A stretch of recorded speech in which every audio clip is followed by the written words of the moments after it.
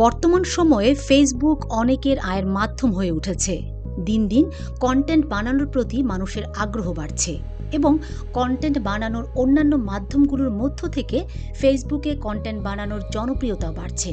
খুব সহজেই মানসম্মত কন্টেন্ট বানালে আর তা মনিটাইজেশন হলে যে কেউ আয় করতে পারেন লাখ লাখ টাকা।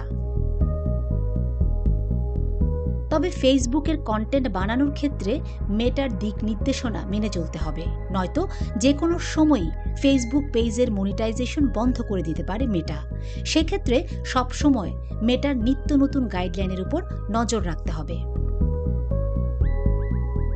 তবে নানা উপায়েও কন্টেন্ট ক্রিয়েটররা ফেসবুক থেকে আয় করে থাকেন। তবে মেটার নতুন দিক নির্দেশনা বলছে আগের মতো নিয়মে আর চলবে না ফেসবুক পেজ।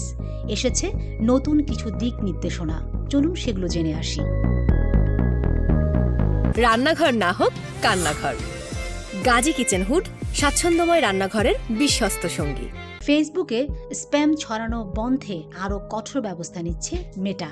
অতিরিক্ত হ্যাশট্যাগ দিয়ে বা ছবির সঙ্গে সম্পর্কহীন দীর্ঘ ক্যাপশন লিখে অ্যালগোরিদমকে বিভ্রান্ত করে আর আয় করা যাবে না।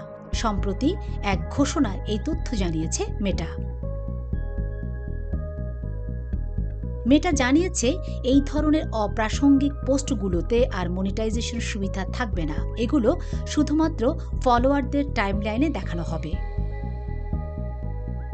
মেটা বলছে স্প্যামি কন্টেন্ট মানুষের মত প্রকাশের স্বাধীনতাকে বাধাগ্রস্ত করে, তাই এর বিরুদ্ধে ব্যবস্থা নেওয়া জরুরি।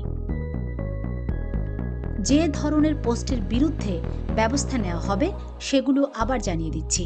অতিরিক্ত ও অপ্রাসঙ্গিক হ্যাশট্যাগ যুক্ত পোস্ট, ছবির সঙ্গে সম্পর্কহীন দীর্ঘ ক্যাপশন, একই পোস্ট শত শত ফেক অ্যাকাউন্টে শেয়ার করে ভাইরাল করার চেষ্টা, সাজানো বা মিথ্যা মন্তব্য। কন্টেন্ট নিয়ে যারা এই ধরনের নিয়ম না মেনে কন্টেন্ট বানাতে এবং পোস্ট করতে থাকবেন তাদের অ্যাকাউন্টগুলোর মনিটাইজেশন সুবিধা বন্ধ করে দেওয়া হবে।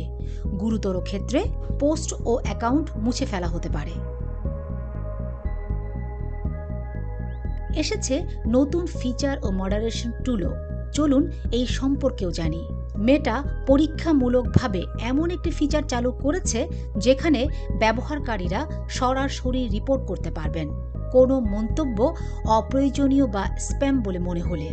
পাশাপাশি পেজ মালিকদের জন্য এসেছে নতুন মডারেশন টুল, যা ভুয়া অ্যাকাউন্ট বা অন্যের নাম ব্যবহার করে করা মন্তব্যগুলো স্বয়ংক্রিয়ভাবে লুকিয়ে ফেলবে। মেটা জানিয়েছে ভিউ ও আয়ের সংখ্যা কৃত্রিমভাবে বাড়াতে নেওয়া এই ধরনের অনৈতিক কৌশল রুখতেই তাদের এই নতুন পদক্ষেপ। তাদের আশা, এতে ফেসবুকে আসল ও মানসম্মত কন্টেন্ট আরও বেশি জায়গা পাবে।